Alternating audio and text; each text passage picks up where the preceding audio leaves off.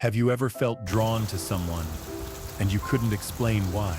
That pull that feels magnetic, almost dangerous. It's not random. Carl Jung believed it's your unconscious choosing for you. You're not just drawn to them. You're drawn to the part of yourself you forgot. Chapter 1. The Hidden Mechanism of Desire. When Carl Jung wrote about human desire, he never treated it as something simple or purely biological. For him, sexual attraction was not merely an instinct. It was a symbolic communication between two unconscious worlds. Every glance, every pulse of fascination, every moment we call chemistry hides a psychic process that is older than language itself. Jung saw attraction as the psyche's way of seeking wholeness through another human being. It is not so much the body that chooses, but the unconscious, reaching out for what the conscious ego has forgotten or denied. Desire, in this view, is not random. It is a psychic magnetism, a pull towards the parts of ourselves that have been left behind. We feel drawn to someone not because they complete us, but because they embody an image within us. An archetype, a reflection of something we once buried deep inside. Jung often said that love at first sight is reunion at first sight. What seems like a sudden spark between two people is really a recognition between two unconscious patterns. One's anima or animus, the inner feminine or masculine image, sees its counterpart mirrored in another person, and the result is fascination. To understand this mechanism, Jung insisted that we must go beneath the personal layer of psychology and into the collective unconscious. The collective unconscious contains the inherited patterns of human experience, the archetypes that shape how we think, dream, and desire. When we fall in love, these archetypes awaken. They take the raw energy of instinct and give it form, symbol, and meaning. The beloved is not merely a person, but a symbol through which the unconscious communicates. She or he becomes the vessel of projection, the carrier of the divine image that has long slept within us. This is why attraction feels so mysterious. We believe we have found someone unique, yet we are responding to a timeless image that lives within the psyche of all humankind. Jung described this as the anima projection in men and the animus projection in women, though in modern terms it can exist in all genders and orientations. When this projection occurs, the beloved becomes charged with an almost magical quality. They appear larger than life, surrounded by an aura of meaning. We don't see them as they are. We see them as our unconscious wants them to be. In Jung's view, this is both beautiful and dangerous. It is beautiful because it gives rise to poetry, art, and devotion, the great energies of human culture. It is dangerous because the ego is deceived. The individual mistakes a psychic image for a living person. The result is idealization, a blindness that can lead to obsession, disappointment, and even despair. The unconscious does not care about compatibility or personality. It seeks integration. It uses attraction as a psychological device to bring us into contact with our shadow and our hidden opposites. To see this more clearly, Jung encouraged a symbolic reading of attraction. Imagine the psyche as a vast field of energy. In that field are poles of light and dark, masculine and feminine, order and chaos. The conscious ego represents one pole, the known, the rational, the control. The unconscious represents the other, the unknown, the irrational, the instinctive. Sexual attraction is the spark that jumps between these poles. It's not only about reproduction or pleasure, it's about the attempt of the psyche to unite what has been separated. That is why people often fall for those who seem opposite to them. The artist falls for the rational mind, the introvert for the lively spirit, the disciplined for the chaotic. It is not coincidence, it is compensation. The psyche, Jung said, always seeks balance. The parts of ourselves that are unexpressed demand recognition, and they do so through desire. The other person becomes the mirror of what we lack. What fascinates us most in another is often the very thing we have exiled from our own nature. But this process is unconscious. We do not consciously decide to love what we repress. Instead, the energy of the repressed content seeks expression through the archetypal image of the other.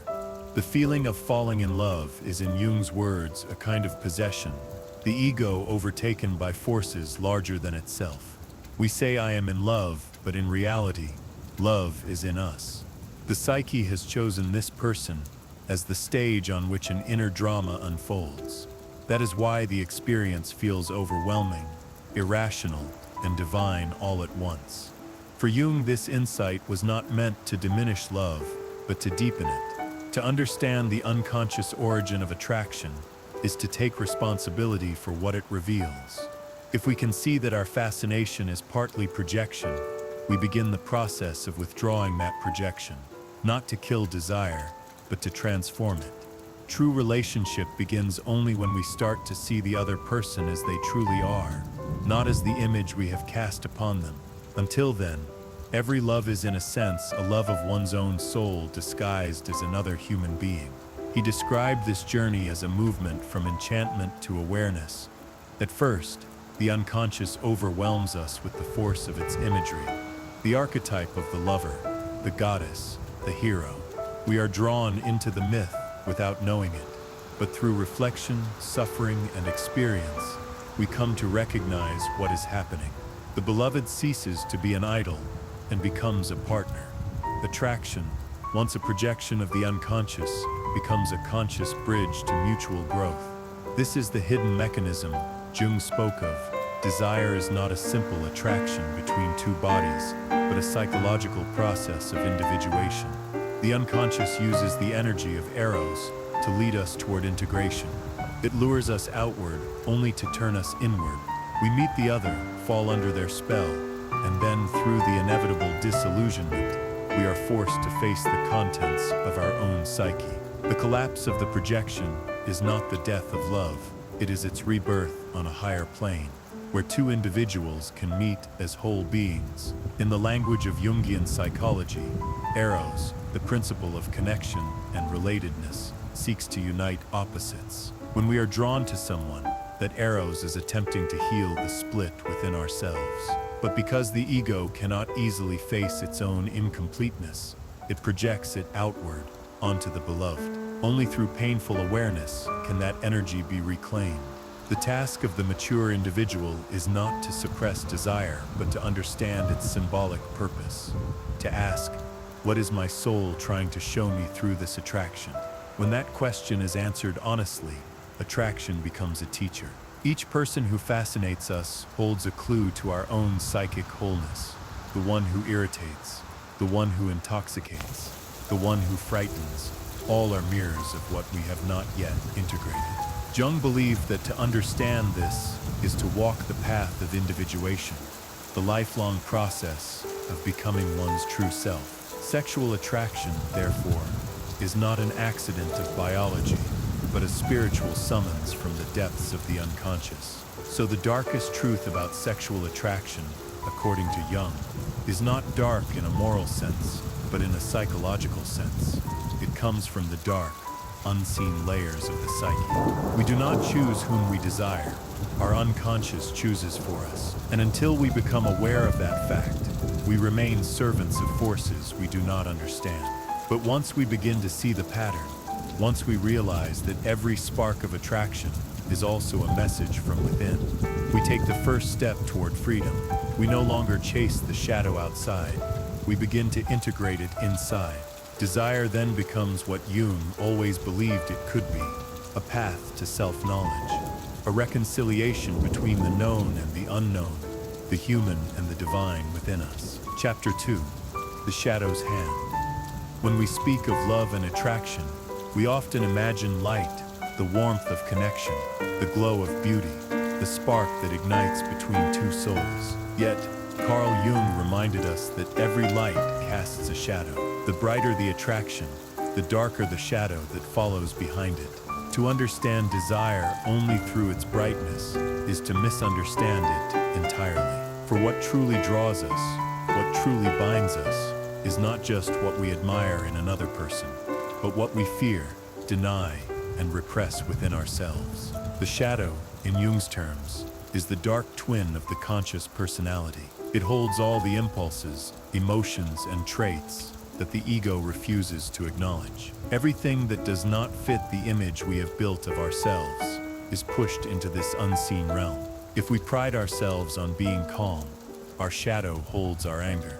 If we value logic, the shadow hides our irrationality. If we present ourselves as good, moral, and kind, the shadow hides our selfishness and cruelty. But repression does not mean erasure. What is denied in consciousness continues to live in the unconscious, growing in intensity, waiting for a way to return. And one of the most common ways the shadow returns is through sexual attraction. When Jung observed the patterns of human relationships, he noticed that people are often irresistibly drawn to those who embody the very qualities they consciously reject. The moral man becomes fascinated by the wild, impulsive woman. The independent woman finds herself magnetized by the mysterious, emotionally unavailable man. The disciplined mind is captivated by the chaos it cannot control. Such pairings seem illogical, even self-destructive, but they are psychologically meaningful. What the ego represses, the unconscious seeks to reclaim. The shadow reaches out through desire, using another person as its messenger. This is why attraction can feel dangerous. It threatens to undo the ego's carefully constructed identity. The person we fall for holds up a mirror that reflects everything we have refused to see. They awaken instincts we have buried, emotions we have silenced, longings we have tried to forget. It is not always a pleasant experience. Jung noted that the more virtuous or repressed a person's conscious life, the more powerful their shadow becomes, and therefore the more intense and consuming their attractions can be. The meeting of two individuals, he said, is like the contact of two chemical substances. If there is any reaction, both are transformed. But transformation demands exposure, and exposure means confronting the shadow. Let us imagine a man who believes himself to be rational and composed. He meets someone spontaneous, passionate, unpredictable.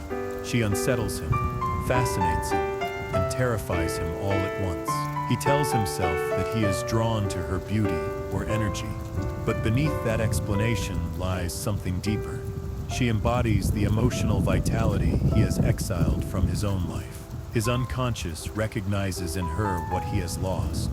To him, she feels like life itself, but what he's really encountering is his own shadow energy projected outward. The same applies in reverse. The person who lives freely in emotion may be drawn to a partner who represents control and intellect. The attraction is not random. It is compensatory. Each person's shadow seeks expression through the other. What seems like chemistry between two bodies is actually a psychic transaction between two hidden halves. In this way, the shadow plays a double role. It is both a source of vitality and a source of danger. If repressed too long, it can sabotage our relationships, creating cycles of obsession, jealousy, or destructive attraction.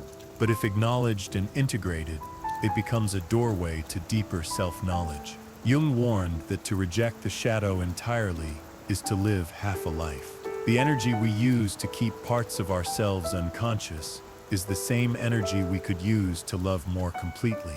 The challenge, then, is to see through the projection. When we are magnetized by another person, we must ask, what in them belongs to me? What aspect of my own nature am I encountering in this form? This question is not meant to destroy attraction, but to reveal its psychological purpose. For every infatuation, every fantasy, every intense desire carries a hidden message.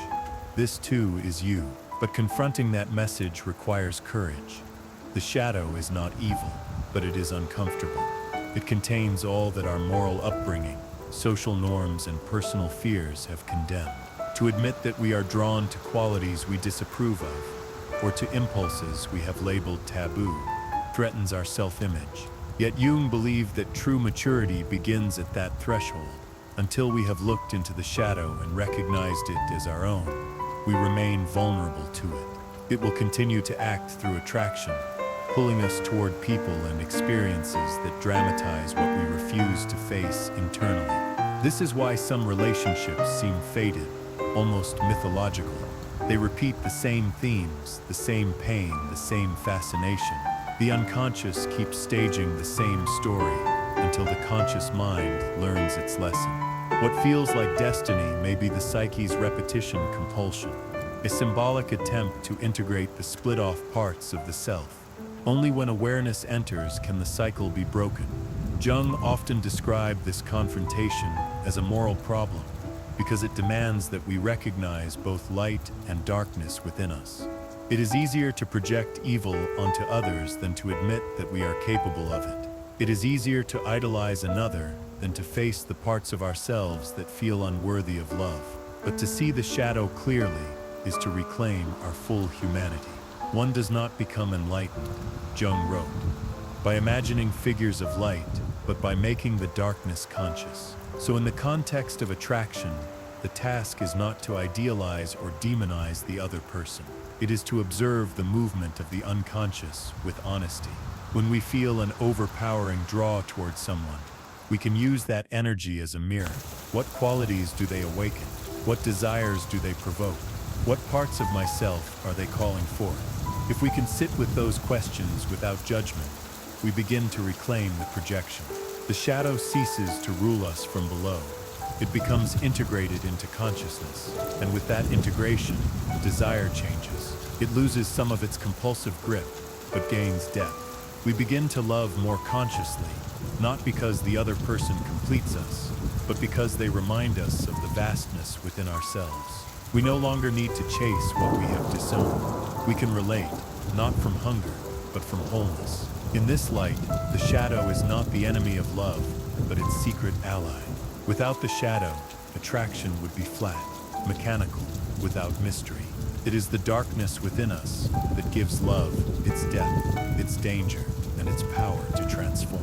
Every person who has shaken our soul has done so because they touched something hidden, something we needed to see. To deny that is to live in illusion. To recognize it is to begin the work of individuation, the process by which a human being becomes whole. For Jung, this is the true purpose of every encounter, every fascination, every heartbreak. The shadow does not reach out to punish us, but to complete us. It whispers through the tremor of attraction, reminding us that the one we desire is not a stranger, but a reflection of what we have yet to embrace. When we finally listen, we discover that the darkness was never meant to consume us, only to lead us home. Chapter 3. The anima and the animus in Jung's exploration of the psyche. Few concepts are more central to understanding attraction than the anima and the animus. These are not external figures, but inner realities, psychic, contrasexual archetypes that exist within every individual. The anima represents the inner feminine in the man, and the animus represents the inner masculine in the woman. In modern understanding, both can exist fluidly, regardless of gender, as expressions of the psyche's innate polarity. They are the hidden figures who guide our emotional life, influence our dreams, and silently shape the way we fall in love. Jung discovered that these inner figures act as mediators between the conscious ego and the unconscious. The anima connects a man to his feelings, his creativity, his receptivity to life. The animus connects a woman to her reason, will, and inner authority. When these archetypes are unconscious, they act autonomously, appearing as projections on the people we meet. This is why, Jung explained, a man can suddenly feel enchanted by a woman who seems to embody all mystery, wisdom, and tenderness, and why a woman might be captivated by a man who appears to possess extraordinary strength or insight. In both cases, the attraction is not purely toward the outer person, but toward the image of the inner archetype that the psyche perceives through them. When we encounter someone who reflects our inner anima or animus, the experience is electrifying. The meeting feels fated, beyond reason. The beloved seems more than human, perhaps even divine. But what we are really experiencing is a psychological projection of our own inner opposite. The psyche externalizes what it longs to integrate. The man does not simply fall in love with a woman. He falls in love with his own soul image, mirrored in her face. The woman does not merely desire a man, she is drawn to the power of her own unrecognized inner masculine. This is what Jung meant when he said that the greatest problem of love is the projection of the anima and the animus. These inner figures are so charged with energy that when they are projected, they can distort reality. We no longer see the other person as they are. We see them as the carrier of our deepest unconscious ideals. Every gesture they make feels significant. Every word seems to carry destiny. The beloved becomes an archetype rather than a human being. The joy is immense, but so is the risk. For projection, sooner or later, must collapse. No human being can permanently bear the weight of a divine image. The very qualities that once enchanted us begin to irritate or disappoint. The ideal shatters. In that moment, people often feel betrayed. You are not who I thought you were, but in Jungian psychology, this disillusionment is not the end of love. It is the beginning of real relationship. When the projection fades, what remains is the possibility of authentic connection, not between image and fantasy, but between two whole individuals. Jung believed that this cycle, projection, fascination, collapse, and understanding, is the natural rhythm of psychic growth. The anima and animus lure us outward in order to bring us inward. Through the experience of love and loss, we become aware of our inner figures and begin to integrate them consciously. This process, painful though it may be, is a path toward individuation. It teaches us to see the symbolic purpose of our attractions. They are the psyche's way of reuniting us with our own depths. In a man's psyche, the anima evolves through stages. At first, she may appear as an erotic figure, Eve, the temptress, the body of desire. Later, she transforms into Helen, the image of beauty and inspiration, then into Mary, the figure of devotion and compassion, and finally into Sophia, the embodiment of wisdom. Each stage represents a deeper level of psychological maturity. The more a man learns to relate consciously to his inner feminine, the less he is possessed by it. His relationships become less about projection and more about genuine empathy, feeling, and creativity. Similarly, the animus in a woman develops through stages, first as a personification of mere physical strength, then as words and opinions, an inner voice of authority, then as a figure of spiritual meaning and wisdom. When unconscious, the animus can appear as judgmental or dogmatic, driving a woman toward rigid ideals or harsh self-criticism. When integrated, it becomes a source of clarity, discipline, and creative will. In its highest form, it connects her to the logos, the principle of meaning and truth. Both the anima and animus are bridges to the unconscious, but they can also become barriers if left unrecognized. When a person remains unaware of these inner figures, they are ruled by them. The anima may lead a man into romantic illusions, endless longing or confusion between love and fantasy. The animus may lead a woman into cold rationality, domination, or contempt for feeling. In both cases, the ego loses its center. The only cure, Jung said, is to develop a conscious relationship with these inner powers, to learn to speak with them, to understand their messages, to see them not as literal lovers or enemies, but as symbolic companions on the journey of self-realization. In this sense, every relationship we form in the outer world serves as a reflection of the relationship we have with our inner figures. A man who neglects his anima will seek her in every woman he meets, never satisfied because he is searching outside what must be found within. A woman who ignores her animus will look for him in others, drawn to strength that compensates for her own unclaimed authority. The result is dependency, disappointment, and repetition.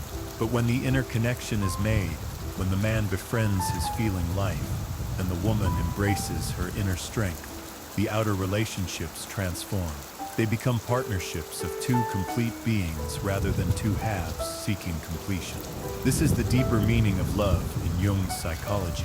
To love another truly is to encounter one's own soul through them, and then to take that soul back into oneself. It is to see the divine image not as belonging to the beloved, but as a mirror of what already exists in one's own depths. The work of love, then, is not possession, but integration, to make conscious the inner figures that govern our desire, and to unite them within the whole of our being. In myths and dreams, the anima and animus often appear as guides, sometimes seductive, sometimes terrifying, leading the hero or heroine through the underworld. They represent the bridge between the personal and the transpersonal, between human love and spiritual transformation. When we follow their call consciously, we do not remain trapped in projection. We use the energy of arrows to deepen awareness. Thus, the mysterious power of attraction, which so often feels like an external spell, is actually an inner initiation.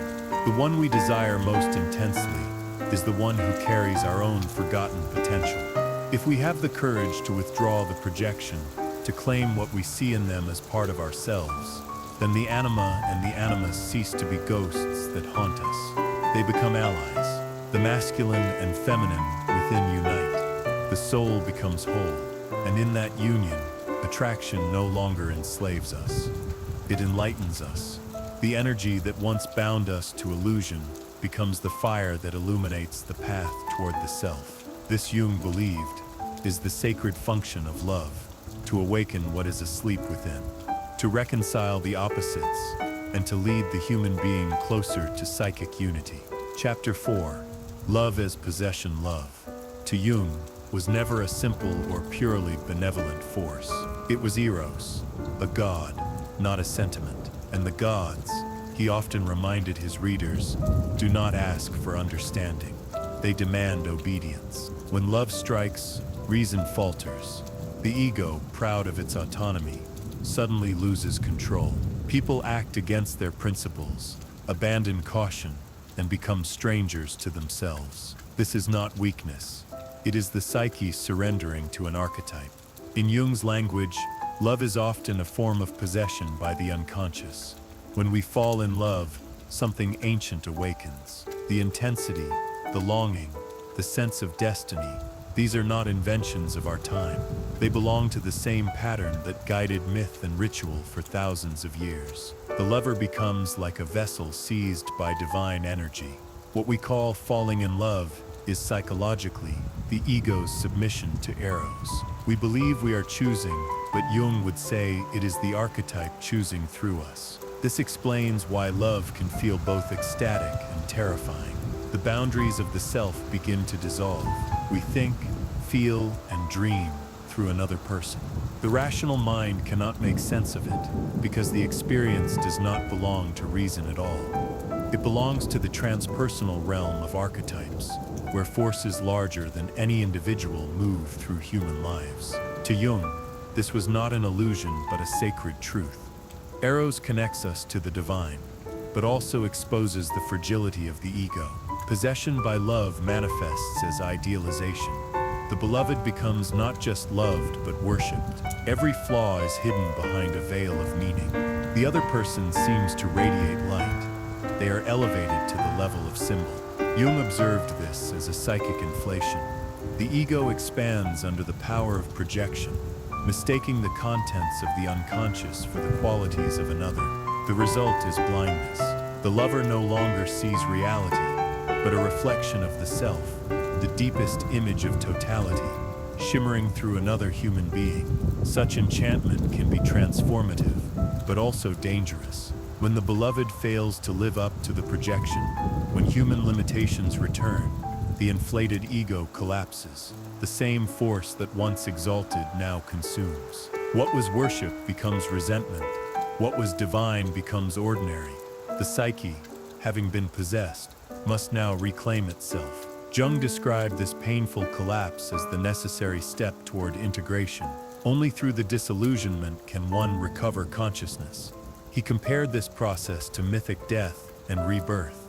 Possession by eros destroys the old personality so that a new understanding can emerge. The suffering of love is therefore not meaningless. It is the friction of transformation. The ego learns humility. It realizes that love is not something we control, but something that moves through us. The mature response is not to resist this possession, but to become conscious within it. To recognize that the divine energy of attraction is real, yet not identical with the person who evokes it. When one can say, "This passion is mine," but it also comes from the depths of the psyche, the spell begins to lift. The lover no longer worships the other, but acknowledges the symbolic nature of the experience. This shift marks a crucial point in Jungian growth, the movement from projection to participation.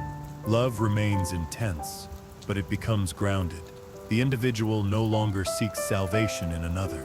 They seek understanding of what love reveals within themselves. For Jung, love's possession is not a pathology to be cured, but a mystery to be lived consciously.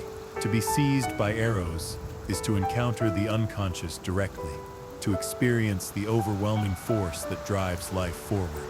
Yet to survive it, one must develop awareness. Without reflection, possession leads to dependency, obsession, or despair. With reflection, it leads to self-knowledge. The key is not to suppress the experience, but to give it symbolic form, to express it in art, thought, or dialogue, to translate the unconscious energy into consciousness. Thus, love as possession becomes a passage. Through its ecstasy and pain, we glimpse the architecture of the soul, its longing for unity, its fear of loss, its endless movement between separation and connection.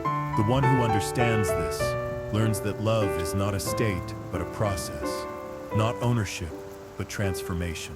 In the moment we surrender to eros with awareness, we cease to be its victims and become its collaborators. In this collaboration lies the deeper task of individuation.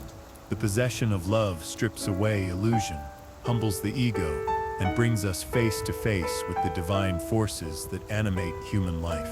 It teaches us that the goal is not to escape love's madness, but to contain it, to hold its fire without being consumed. Only then does love cease to be a storm that overtakes us and become a light that guides us toward the self.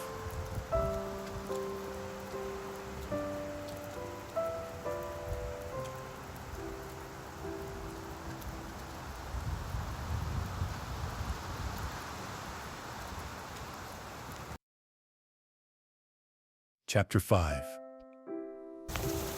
The Mirror of the Unconscious, All. When we look into the eyes of the one we love, something ancient looks back. It is not merely another person standing before us, but a reflection of our own depths. Jung believed that every relationship functions as a mirror of the unconscious.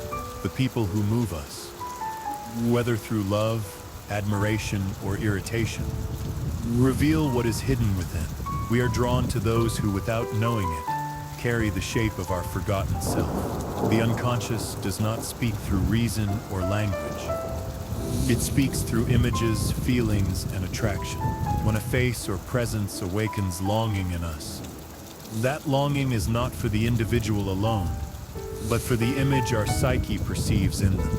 Jung called this a projection, not in the trivial sense of blaming others, but in the profound sense that our inner world spills outward, painting reality with its own colors.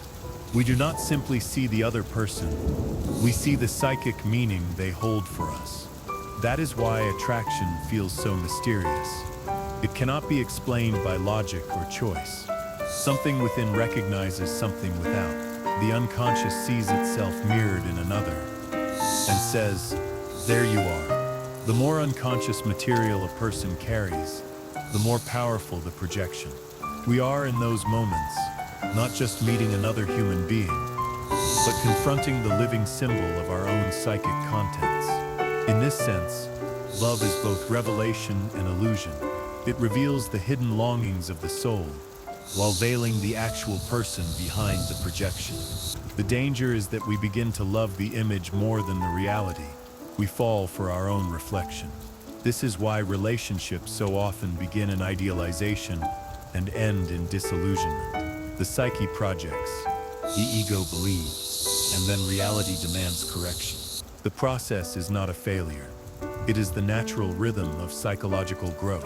When the projection fades, we experience pain, even betrayal. The beloved who once seemed perfect becomes ordinary, flawed, human. But Jung insisted that this collapse is a form of progress. What dies is the illusion. What survives is the possibility of genuine relationship. The task is not to cling to the fantasy, but to retrieve the energy of the projection, to take back what the unconscious has placed outside and integrate it into consciousness.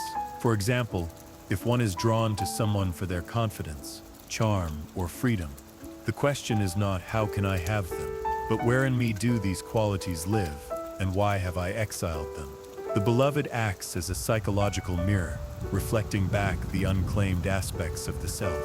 To love consciously is to recognize this mirror and to use it as a tool for self-understanding. The moment we do, love ceases to be blindness and becomes awareness. Jung wrote that the meeting of two personalities is like the contact of two chemical substances. If there is any reaction, both are transformed. The mirror of the unconscious ensures that transformation. Through love, we are confronted with the truth of who we are. Not the image we maintain, but the reality hidden beneath it. Each attraction, each conflict, each heartbreak is the psyche's attempt to expand consciousness, to bring opposites together. The mirror also reflects what we reject. Just as we project our ideal onto some people, we project our disowned darkness onto others.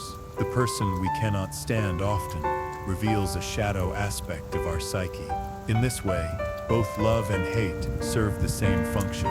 They show us what is unintegrated. The world becomes the stage upon which the unconscious performs its drama, hoping the ego will finally recognize itself in the play. To live without awareness of this process is to remain at the mercy of it. We chase one reflection after another, believing each new love will complete us. Each new face will end the longing. But the longing cannot be fulfilled externally because it originates internally. Only by seeing the psychological nature of attraction can we redirect that energy inward toward integration. This does not mean abandoning love. On the contrary, it means deepening. To love consciously is to see both the projection and the person behind it, to recognize the mirror while also honoring the reality reflected within it. It is to say, I see my soul in you, but I also see you as yourself. That recognition transforms desire from possession into connection, from dependency into dialogue. The mirror of the unconscious is not meant to deceive us, but to awaken us. Each reflection invites us to confront a part of ourselves we have ignored: our tenderness, our aggression, our creativity, our vulnerability. If we can look into that mirror without turning away, we find that love is not a quest for completion, but a journey toward wholeness. When Jung spoke of individuation, he meant this to make conscious what was unconscious, to see one's own image clearly, without distortion. Love provides that opportunity more than any other human experience. It strips away pretense, dissolves boundaries, and forces us to see ourselves in another's eyes. The danger lies in mistaking the reflection for the truth. The wisdom lies in realizing that both are necessary, the mirror to reveal and the awareness to interpret what is seen. So when attraction arises, when someone seems to hold a power over our thoughts and emotions, we can pause and ask, what is being reflected back to me? The answer is rarely simple, but it is always meaningful. For the one who fascinates us most is often the one who carries our unconscious message. And when we understand that message, the mirror ceases to imprison us. It becomes a window, not only into another soul, but into our own. Chapter 6. The archetype of the lover. In Jung's view, attraction and love are not just personal emotions, but manifestations of something much larger. The archetype of the lover, one of the deepest and most ancient patterns of the human psyche. This archetype does not belong to one person, one gender, or even one culture. It is a primordial force that lives in the collective unconscious. Whenever we love, desire, or feel connected to life itself, we are entering the domain of this archetype. It is the same energy that drives the poet to write, the artist to create, the mystic to pray, and the human being to reach for another heart. To understand the archetype of the lover is to understand that love is not simply an emotion, but an organizing principle of consciousness. It binds the world together through relationship. Eros, as Jung called it, is the instinct toward connection, the urge to unite what has been separated. It is one of the two great forces of the psyche, balanced by logos, the principle of reason and order. When eros dominates, life becomes fluid, emotional, and passionate. When logos dominates, life becomes structured, intellectual, and detached. Jung believed that psychic health depends on maintaining a living dialogue between the two. The lover's archetype is therefore both vital and dangerous, because it dissolves boundaries even as it creates beauty. Throughout history, the lover has appeared in myth and religion as a god of passion, fertility, and transformation. Pharaohs in Greek myth, Krishna in Hindu tradition, Dionysus, Aphrodite, and even the biblical Song of Songs. All are symbolic expressions of the same psychic reality. They reveal that love for the human soul is not just affection or desire, but a pathway to transcendence. It opens the heart to beauty, but it also exposes us to chaos, madness, and death. The lover does not distinguish between creation and destruction. Both are forms of union. Jung observed that this archetype operates not only in romantic love, but in every experience that awakens emotional intensity. The devotion of a parent, the fascination of a scientist, the worship of an artist toward their muse, all are manifestations of the same pattern. Wherever there is longing to merge, to dissolve separation, to feel alive through connection, there the lover archetype is at work.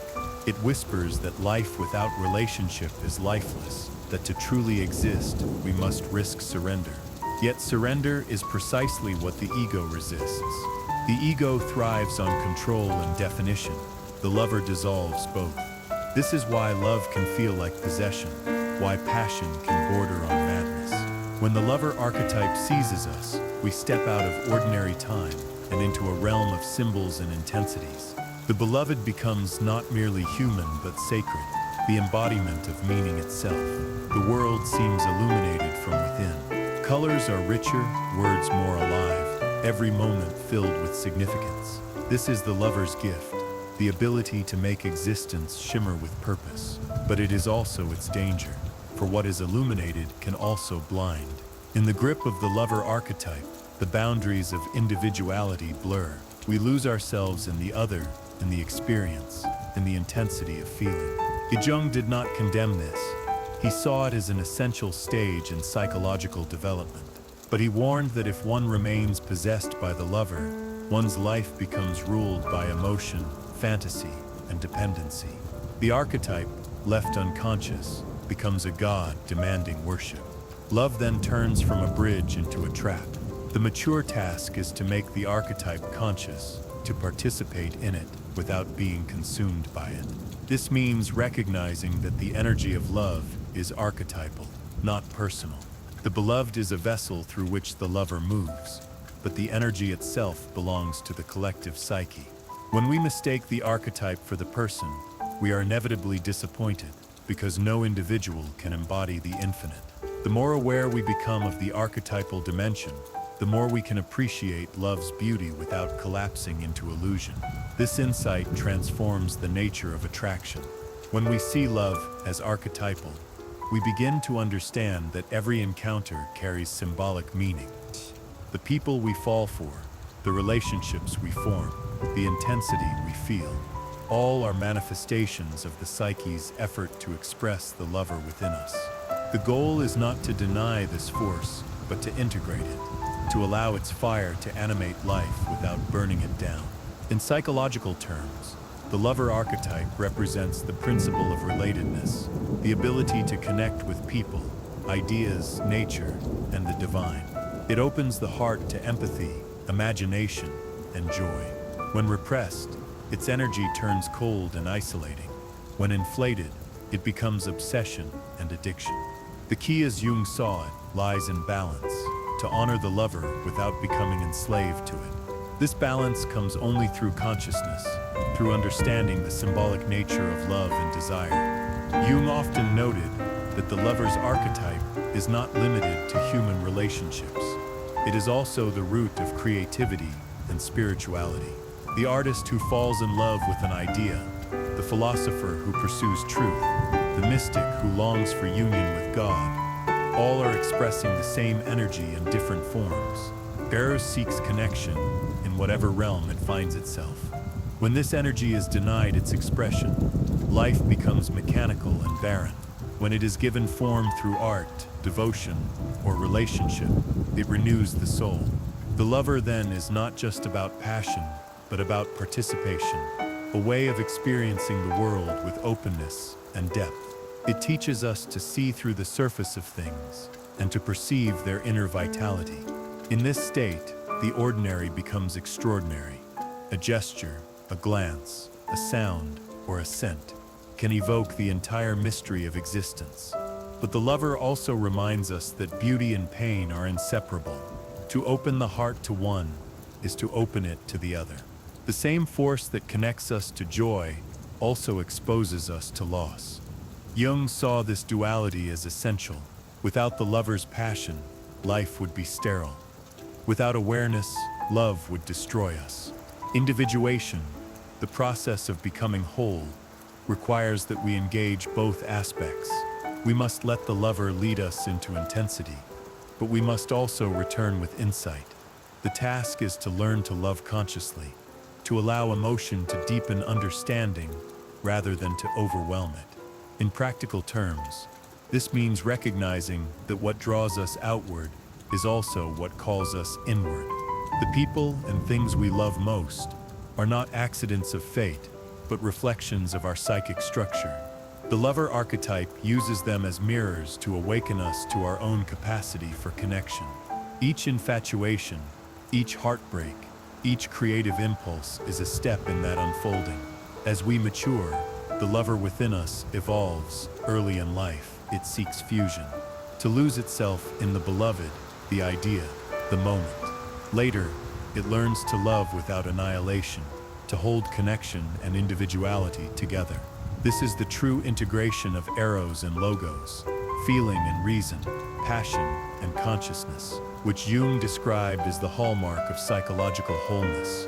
To live under the guidance of the conscious lover is to live with the heart awake. It means to be moved by beauty without being blinded by it, to feel desire without losing autonomy, to see in every encounter the echo of something eternal. When we reach this point, love ceases to be a possession or projection. It becomes a dialogue between the human and the divine, a recognition that through every act of connection, life itself is loving us back. This is what Jung meant when he said that Eros is the great binder of the cosmos. It is the invisible thread that weaves the soul into the fabric of existence. To awaken to the lover archetype consciously is to realize that every relationship, romantic, creative, or spiritual, is part of that weaving. Love does not belong to us. We belong to it. And when we live in that awareness, we finally understand that the purpose of desire is not simply to find another, but to rediscover the totality of life moving within and around us. Chapter 7. The danger of idealization in Jung's framework. The human psyche is not content with what is merely human. It reaches upward, always seeking something divine, something absolute. This longing is what makes us capable of art, religion, and love. But it is also what makes us vulnerable to illusion. When this spiritual instinct becomes bound to another person, it creates one of the most powerful and dangerous psychological phenomena. Idealization.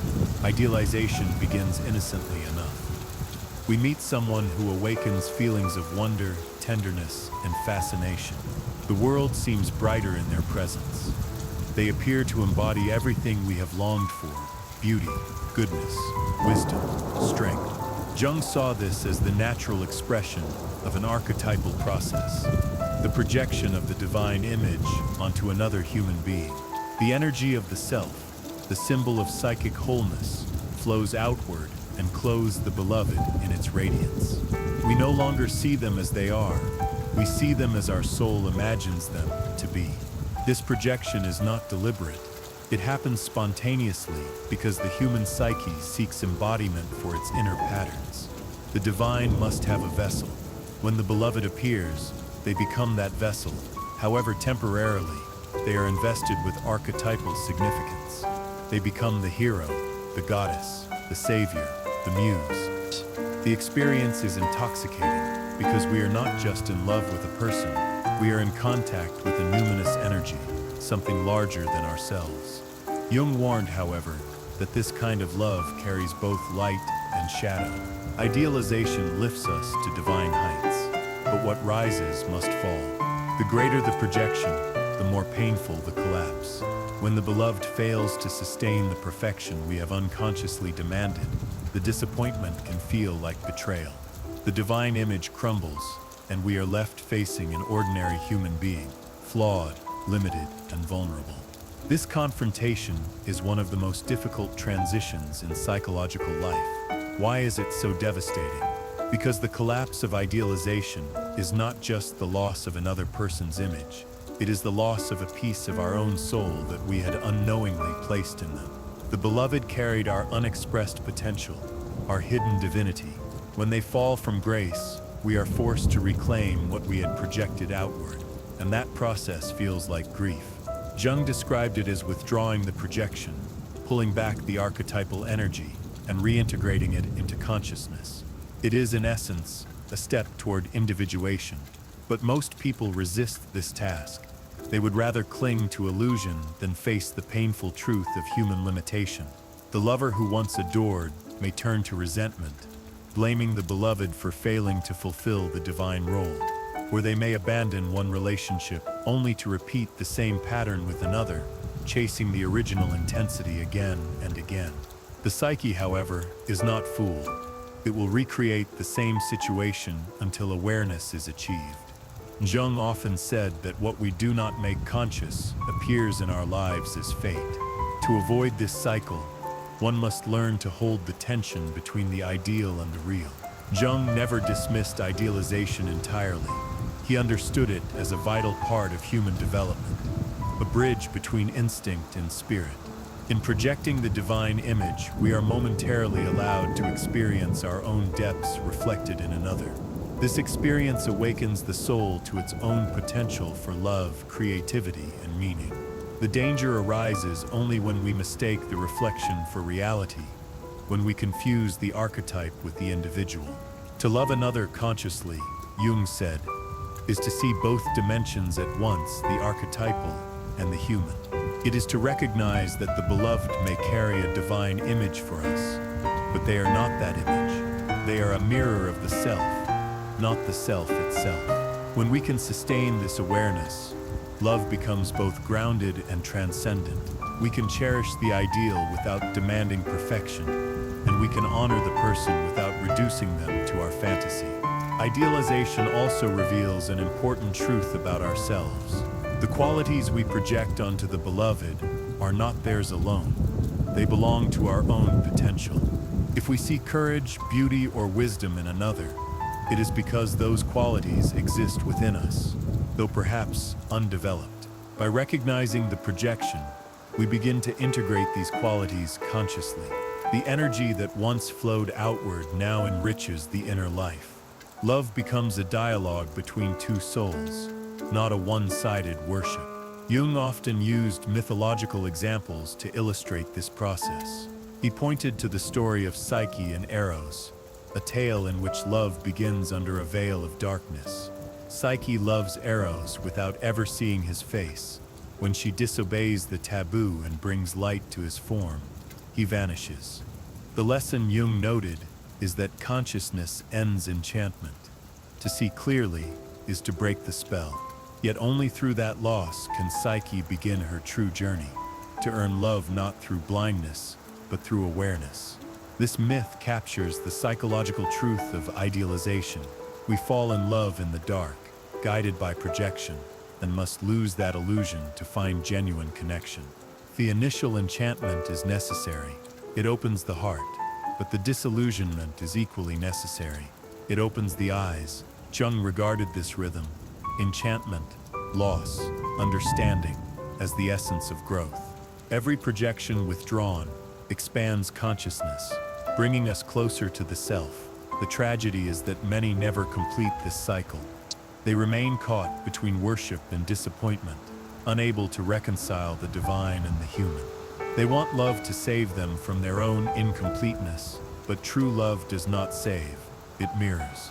Only by accepting the imperfection of the other do we approach wholeness ourselves. The divine image, once reclaimed from the beloved, becomes an inner guide, the living symbol of one's own self. Idealization also plays a central role in cultural life. We project the same archetypal energies onto leaders, celebrities, teachers, even spiritual figures. We elevate them to godlike status and are later shocked when their humanity shows through. The collective psyche operates no differently than the individual one. Our longing for the divine remains the same, only its objects change. Jung believed that understanding projection on the personal level helps us navigate it collectively, to see that our idols, too, are mirrors of our inner life. To love without idealization is not to love less deeply, but more truthfully. It means standing in the space where reverence and realism coexist. It means knowing that the person before us is neither God nor Savior, but a fellow traveler on the same path toward wholeness. It means seeing the divine light in them and in ourselves, without confusing the two. When we achieve this balance, love becomes an act of consciousness, not of possession. We can admire the beauty of another without surrendering our own center. We can feel devotion without losing discernment. The beloved remains a mystery, but not an illusion. Jung saw this as the ultimate purpose of love, not to escape reality, but to deepen it. Idealization is the psyche's first attempt to express the grandeur of love. Disillusionment is its initiation into truth. Together they lead to a more complete form of seeing, one that includes both the divine and the human, both perfection and flaw, both longing and acceptance. The danger of idealization is not that it exists, but that we mistake it for love itself. When we awaken to its symbolic nature, what once blinded us begins to illuminate. The light that we once cast upon another turns inward, revealing the vast landscape of the soul. And in that moment, love ceases to be an idol.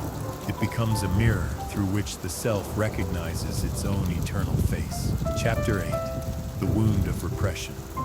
There is a silent conflict at the core of human life, between what we allow ourselves to express and what we are forced to hide. Jung understood that the human psyche is not only shaped by what it remembers, but also by what it represses. Repression is not forgetting. It is a deliberate act of exclusion, a pushing down of impulses, desires, or emotions that the conscious mind cannot tolerate. Society, religion, family, and culture all play a part in teaching us which parts of ourselves are acceptable and which must remain buried. Yet what is buried does not die. It waits, it transforms, and one of the ways it returns is through the energy of sexual attraction. The psyche, Jung observed, strives for balance.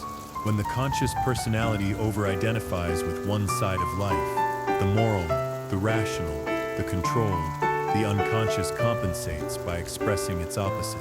If we repress passion, it will return as obsession. If we deny anger, it will return as anxiety.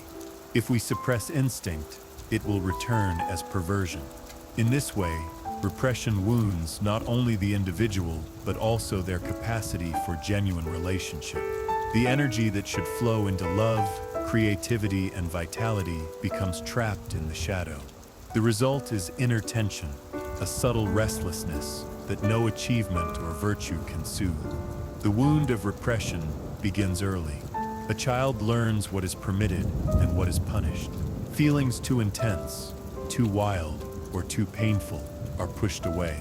Over time, the person builds a self-image based on control and conformity. Yet beneath that image lives another self, impulsive, sensual, irrational, hungry. This buried self does not disappear. It operates through the unconscious, influencing behavior in indirect ways.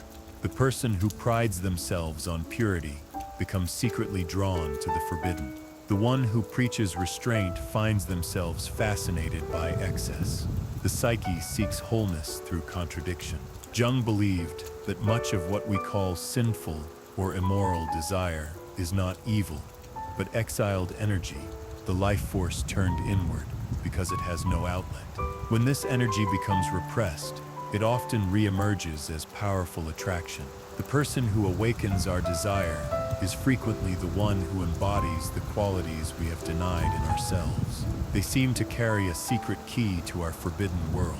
We call it chemistry, but it is really the unconscious reaching for healing. Attraction, in this sense, is not only erotic, it is symbolic. It points toward the places in us that long to be restored to life. However, the conscious ego resists this movement. It fears what the unconscious might unleash. A person who has built their identity on order and virtue cannot easily accept the call of instinct. To admit the repressed is to question everything they believe about themselves. Thus, the wound of repression persists. The more we deny, the more the denied demands expression. The psyche rebels through dreams, fantasies, compulsions, and projections. In extreme cases, the energy becomes destructive, not because it is inherently evil, but because it has been forced into darkness. For Jung, the path to healing this wound was not indulgence, but integration. He did not advocate giving in to every desire, but he insisted that we must confront and understand them. The repressed content must be brought to consciousness, examined without moral panic, and accepted as part of the total personality. This requires courage, for the repressed is often frightening. It contains not only sexuality, but also rage, envy, greed, and pain. Yet within this darkness lies vitality, the very energy we need to live fully. To encounter this repressed material consciously is to engage in dialogue with the shadow. The shadow says, "You cannot be whole without me." When a person accepts this truth, the energy that was once bound in repression becomes available again. It can be transformed into creativity, empathy, and authentic love. Sexual energy, freed from guilt, becomes not a force of destruction, but a source of connection. Jung saw this as a form of psychic alchemy, turning base instinct into spiritual gold. The repression of instinct, he warned, was particularly destructive in modern culture. Civilized life, with its rules and ideals, often demands the suppression of the very instincts that keep us alive. This produces neurosis, a condition not of evil, but of imbalance. Jung wrote that neurosis is the suffering of a soul that has not discovered its meaning. Behind every neurosis lies a repressed truth, an unlived life seeking expression. To heal, one must not suppress the symptom, but listen to it. The anxiety, the obsession, the attraction, all are messages from the unconscious, asking to be heard. In love, repression manifests as paradox. We crave intimacy but fear exposure. We idealize the other, yet fear what their presence might awaken. We desire, but we are ashamed of desire. Jung saw this ambivalence as the legacy of repression. The more one denies the instinctual side of life, the more one becomes divided, saint by day, shadow by night. The key is not to destroy one side, but to reconcile both, to love another truly. One must also love the parts of oneself that society has condemned. When repression is healed, attraction changes in quality. It becomes less compulsive and more creative. Instead of being driven by what we lack, we are moved by what we are becoming. The beloved no longer represents the forbidden, they represent the integrated. Through them, we experience not guilt, but renewal. The energy that once surged destructively now flows harmoniously, linking body and spirit, instinct and soul. This transformation marks a turning point in individuation. The wound of repression becomes the doorway to depth. What once felt shameful becomes meaningful. What once seemed dangerous becomes sacred. Jung often reminded his students that the soul demands expansion. To repress the soul's instinctive energies is to live in spiritual exile. To reclaim them is to return to life. Not the life of impulse, but the life of wholeness. Healing repression does not mean rejecting morality. It means grounding morality in consciousness rather than fear. It means recognizing that our instincts are not enemies of the spirit, but expressions of it. The task of the mature psyche is to contain these forces, not to deny them. To hold them consciously is to turn conflict into creativity, tension into understanding. In this light, the wound of repression becomes the seed of transformation. The pain we carry is not proof of our failure, but of our depth. It shows that something vital within us has been silenced and now seeks voice. The path of Jungian love is the path of listening to that voice, no matter how uncomfortable its truths.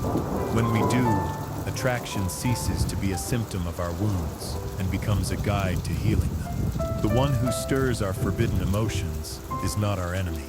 They are our teacher. Through them, we glimpse the parts of ourselves that wait to be forgiven.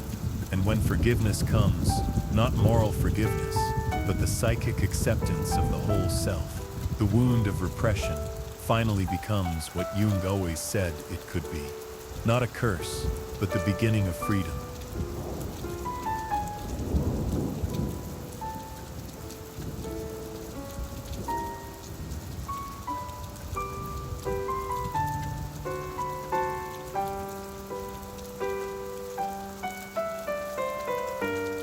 Chapter 9. The polarity of eros and logos at the center of Jung's psychology lies a vision of balance, a universe in which every force is defined by its opposite. Light cannot exist without shadow, life without death, consciousness without the unconscious. In this framework, two great principles structure the human psyche: eros and logos. These are not simply gendered traits or emotional categories. They are the twin foundations of psychic life, the forces of connection and differentiation, of relatedness and reason. Eros, in Jung's understanding, is not merely sexual love. It is the power that binds, the instinct that seeks union, empathy, relationship, and feeling. It is the principle of attachment that makes us long to connect with others, with ideas, with nature, and with the divine. Logos, on the other hand, is the principle of clarity, of structure, analysis, and logic. It gives form and definition, allowing us to distinguish self from other, thought from emotion, order from chaos. These two principles coexist within every psyche, though one often dominates. Jung observed that, generally, the masculine consciousness is more aligned with logos, while the feminine consciousness is more aligned with eros. But he never meant these terms to be biological or fixed. They are psychological polarities present in all people, regardless of gender. Each of us contains both: the need to connect and the need to define, the longing to merge and the will to separate. The tension between eros and logos is most visible in love. When eros leads, love becomes a sea of feeling, expansive, intuitive, and dissolving. It erases the boundaries of self and other, creating intimacy, but risking loss of individuality. When logos dominates, love becomes measured, rational, and conditional, defined by clarity, but often devoid of warmth. The art of living, Jung believed, lies in maintaining a dialogue between these two forces, so that neither rules unchecked. Eros gives depth to experience. It teaches us to feel. Logos gives direction. It teaches us to see. Together they form the dynamic pattern of human growth. Too much eros and we drown in sentiment or dependency. Too much logos and we dry into isolation or intellectual arrogance. But when they interact consciously, they generate wholeness, the true goal of individuation.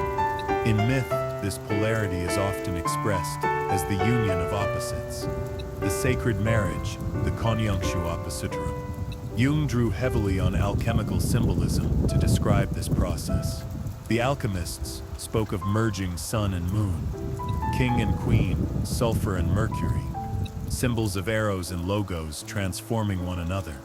This union was not physical but spiritual, representing the integration of emotion and reason, of feeling and thought within the human soul. In modern life, we see the split between these principles everywhere. The rational world prizes logos, logic, productivity, intellect, and mistrusts Eros as irrational or weak. We celebrate knowledge but neglect wisdom. We build systems but lose connection. The result, Jung warned, is a culture of imbalance, brilliant minds coupled with lonely hearts. Without Eros, human life becomes mechanical. Relationships turn into transactions. Without Logos, passion becomes chaos. Love turns blind. Jung saw this imbalance reflected in his patients. Those dominated by Logos often suffered from emotional emptiness, an inability to feel meaning, even in success. Those overwhelmed by Eros often struggled with boundaries, drowning in relationships, unable to differentiate themselves from the other. Healing, in each case, required integration for the thinker, the rediscovery of feeling. For the lover, the awakening of structure. Attraction itself, Jung noted, is often the psyche's attempt to restore this balance. The rational person is drawn to the emotional one, the detached to the passionate, the chaotic to the orderly. Through relationship, the unconscious seeks wholeness. What we lack, we are compelled to meet. The beloved carries the energy of our missing function. Thus, Eros and Logos do not only describe inner polarities, but also shape our outer experiences of love. Consider two lovers, one ruled by Logos, the other by Eros. The first seeks understanding through clarity, the second through connection. Each frustrates and fascinates the other. Their conflicts are not merely personal, but archetypal, reflections of the eternal dance between differentiation and unity. If they can endure this tension without destruction, their relationship becomes transformative. Each awakens the dormant function in the other. The Logos-dominated partner learns empathy. The Eros-dominated partner learns independence. The result is not compromise, but expansion. For Jung, this dance was essential to individuation. The self, the totality of the psyche, is the synthesis of opposites. To become whole, one must not eliminate tension, but sustain it consciously.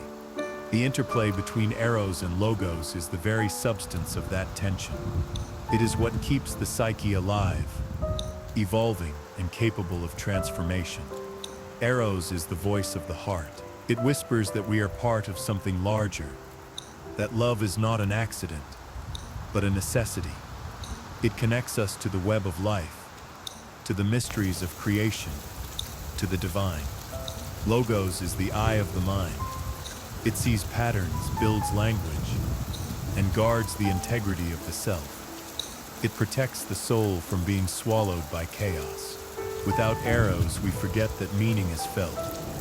Without Logos, we forget that love needs form. In Jungian therapy, the integration of Eros and Logos often appears as a reconciliation between the anima and animus, the inner feminine and masculine aspects of the psyche. When these are estranged, the individual is divided. A man cut off from Eros becomes cold and detached. A woman alienated from Logos becomes lost in emotion or fantasy. But when each recognizes the other within, they move toward inner marriage. Feeling gains structure, and thought gains compassion. This union, Jung wrote, is the foundation of psychological maturity. In practical terms, this means learning to think with the heart and feel with the mind. Logos must listen to the wisdom of emotion, and Eros must respect the discipline of form. The creative life, in love, art, or spirit, depends on this dialogue.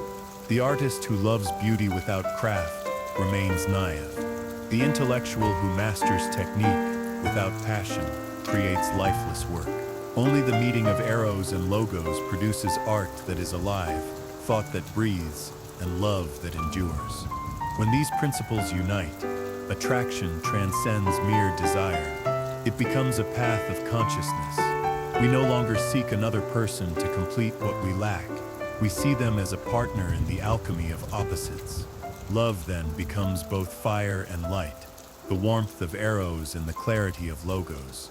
Together, they reveal that life's deepest purpose is not to escape contradiction, but to embrace it. This union does not happen once and for all. It is a continual balancing act, a lifelong conversation between heart and mind. Some days, Eros leads us into vulnerability. Other days, Logos restores our boundaries. The task is not to choose one over the other, but to let both speak, to allow emotion to soften reason and reason to steady emotion. Jung believed that this inner marriage was the secret of all spiritual transformation. It is the psychological equivalent of the sacred union sought by mystics and alchemists, the reconciliation of the finite and the infinite, the human and the divine. Through the interplay of Eros and Logos, we discover that love and knowledge are not enemies but complements. Love without knowledge is blind. Knowledge without love is barren. When these forces coexist in harmony, the psyche becomes a vessel of consciousness, alive, balanced, and whole. Eros binds us to life. Logos gives that life meaning. Their dance is eternal, and through it the soul learns to move with grace between passion and understanding, union and individuality, feeling and thought. And perhaps this is Jung's deepest insight, that the purpose of attraction, conflict, and desire is not to find perfect balance once and for all, but to live consciously in the rhythm between opposites. For it is there, in the tension between Eros and Logos, that life itself unfolds, creative, unpredictable, and endlessly alive. Chapter 10, The Spell of the Unknown. Jung often said that what we do not know about ourselves has far greater power than what we do. The unknown, in his psychology, is not merely ignorance. It is the living presence of the unconscious. It surrounds us, influences us, and shapes our choices in ways that escape our awareness. And nowhere does this mystery manifest more powerfully than in attraction. We are drawn not to what we understand, but to what we do not.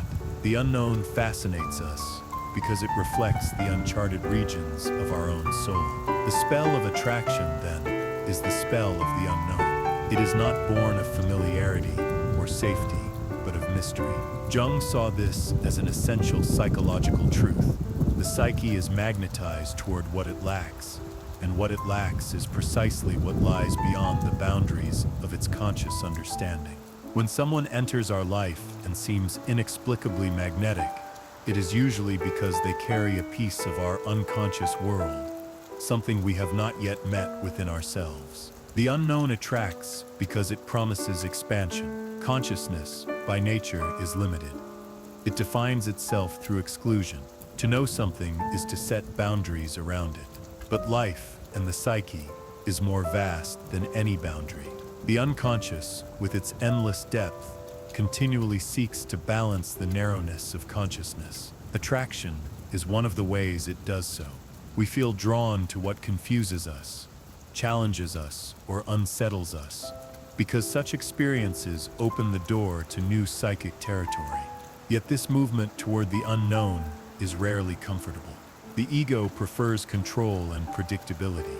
The unknown threatens both.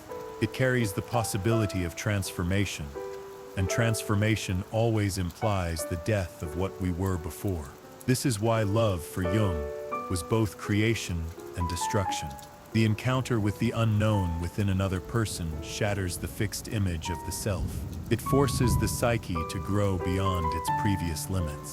The paradox of love is that we long for the mystery even as we fear it. We seek depth, but we also crave stability. We are intoxicated by what we cannot possess, and terrified by what we cannot define. The beloved's mystery becomes both the source of our passion and our anxiety. We want to know them completely, to bring the unknown into the light. Yet we also sense that doing so would end the enchantment. Jung understood this tension as the essence of Eros, the eternal pull between the known and the unknowable, between consciousness and the unconscious.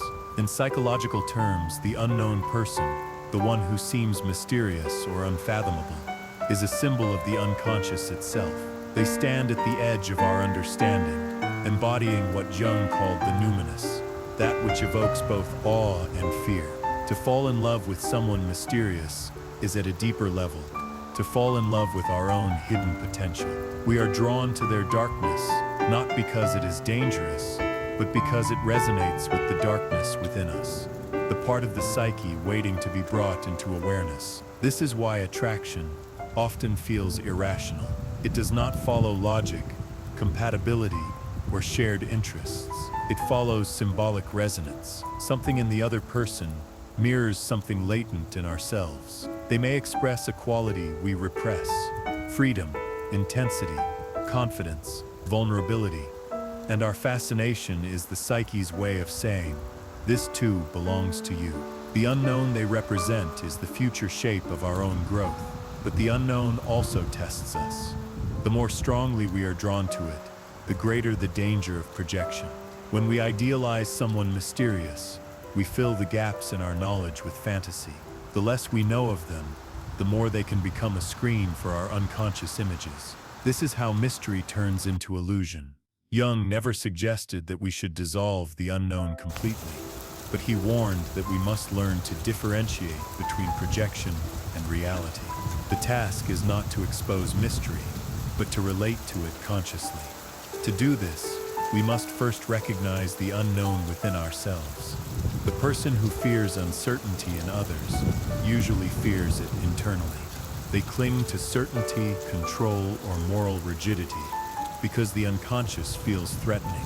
But as Jung wrote, one does not become enlightened by imagining figures of light, but by making the darkness conscious. The unknown is not an enemy. It is a source of vitality. It contains everything we have not yet lived, everything that has not yet found form in our lives. To meet it with awareness is to enter dialogue with the deeper self. In love, this means learning to hold the mystery of the other without needing to solve it. To truly love another person, Jung believed, is to accept that they will always remain partly unknown, and that this is what makes them real. To demand complete transparency is to kill the living soul of relationship. The unknown must be respected as sacred space, the territory where individuality breathes, just as the unconscious must not be forced into daylight too quickly. Neither should we strip the beloved of their mystery. This is not ignorance, but reverence. To live with another person consciously is to allow them to exist beyond our projections, to recognize that they are not the sum of our expectations or fantasies. The more we respect the mystery in them, the more we cultivate it in ourselves. The relationship becomes not a possession, but a conversation between two evolving worlds. The unknown ceases to be frightening. It becomes a field of discovery. Jung often described individuation, the process of becoming whole, as a journey into the unknown. The psyche calls us to descend into its depths, to face what we have repressed or denied. This descent is mirrored in our outer lives through the people and experiences that challenge our self-image. Each encounter with the unknown, whether through love or conflict, expands the map of the soul. To refuse the call is to remain static. To answer it is to evolve. The spell of the unknown, then, is not a trap, but an invitation. It asks us to risk what is familiar in order to encounter what is true. When we follow that call with awareness, attraction becomes initiation. The one who fascinates us becomes a guide, not because they hold the answers, but because they awaken the questions that lead us inward. Ultimately, Jung saw the unknown as the creative source of life itself. Every idea, every emotion, every act of love arises first from the unconscious, from that dark sea of potential. To fear it is to cut ourselves off from the wellspring of being. To approach it consciously is to live fully. The mystery of love, the mystery of the other, and the mystery of the self are one and the same. The task then is not to conquer the unknown, but to walk with it, to allow it to unfold, to listen to its symbols, and to let it change us. For in the end, the unknown is not something outside us at all. It is the part of ourselves that still waits to be born. Chapter 11, Obsession and Possession. When Jung spoke of the unconscious, he never described it as passive. It is not a quiet backdrop to consciousness. but an active force, a living field of energy that seeks expression. When this energy overwhelms the ego, when it floods awareness with emotion, fantasy, or desire, the result is possession. And nowhere is this possession more consuming than in love's darker twin, obsession. Obsession begins where attraction loses its balance. What once felt like connection becomes compulsion. The mind circles endlessly around the beloved, replaying words, gestures, or moments. Reality fades. Imagination takes command. Jung saw this not as a moral failure, but as a psychic event. The ego overtaken by an autonomous complex. The beloved becomes a symbol charged with archetypal power, carrying the energy of the unconscious itself. In Jung's language, a complex is a cluster of emotions, memories, and images bound by a common theme: love, fear, power, or abandonment. Complexes live in the unconscious but act independently, influencing thoughts and actions. When a complex is activated, it behaves like a second personality. In obsession, the Eros complex has seized the ego. The person no longer loves. They are being loved through by an archetypal force that uses them as its vessel. This experience is intoxicating and terrifying. The obsessive lover feels both exalted and enslaved, possessed by something divine yet destructive. Jung understood this duality as the nature of archetypal energy. It is creative when contained, destructive when uncontained. To be possessed by Eros is to stand in the fire of life without protection. It is an encounter with the god himself, a reminder that love is not ours to control. In myth, possession by love appears again and again. Phaedra destroyed herself for Hippolytus. Tristan and Isolde drank the fatal potion. Paris risked a kingdom for Helen. These stories are not about moral weakness, but about archetypal possession, the eruption of divine energy into human life. When such energy descends, the ego cannot withstand it without consciousness. The individual is swept into a pattern larger than their personal story, acting out a drama as old as humanity. For Jung, obsession is the psyche's cry for transformation. The energy that fuels it is not evil. It is misplaced. It arises because something essential has been repressed or ignored. The beloved in this case functions as a psychological carrier for the unlived life. They embody the forgotten feeling, the denied passion, the buried instinct. The obsession persists until the individual recognizes that what they truly long for is not the person themselves, but the part of their own psyche projected onto them. This recognition, however, is profoundly difficult. Obsession thrives on intensity. The more the ego resists, the stronger the pull becomes. The energy of the complex feeds on attention. The only way to break its hold is to bring it into consciousness, to turn fascination into reflection. Jung encouraged his patients to ask, what does this person represent for me? What inner image have I placed upon them? The question shifts focus from the outer object to the inner source. The moment the projection is seen, the possession begins to loosen. Yet liberation does not come through repression or moral effort. Trying to fight obsession by force often strengthens it. The psyche demands acknowledgement, not denial. The energy of Eros must be transformed, not destroyed. This can happen through creativity, dialogue, or spiritual practice. Any form that allows the unconscious to express itself symbolically. When love's energy finds meaning, it ceases to demand literal fulfillment. The person who once consumed our mind becomes an inner figure, a teacher of the soul. Jung described this transformation as the withdrawal of projection. The beloved loses their supernatural glow and becomes human again, while the psyche reclaims its lost energy. The pain of obsession is the price of this retrieval. To see that what we worshipped in another was part of ourselves is both humbling and liberating. The energy that once bound us outward now turns inward, fueling individuation, the process of becoming whole. But possession does not vanish entirely. It transforms. The same energy that once burned destructively can, when integrated, illuminate life. Jung often compared psychic energy to fire. It can warm or it can consume. The task is to learn containment, to hold passion without being devoured by it. Consciousness is the vessel that makes this possible. Without it, we are ruled by the archetype. With it, we participate in its power. There is a sacred dimension to this experience. To be possessed by love is to encounter the numinous, the divine in its raw form. It shatters the ego's illusion of control and reminds us that the psyche is larger than willpower or intention.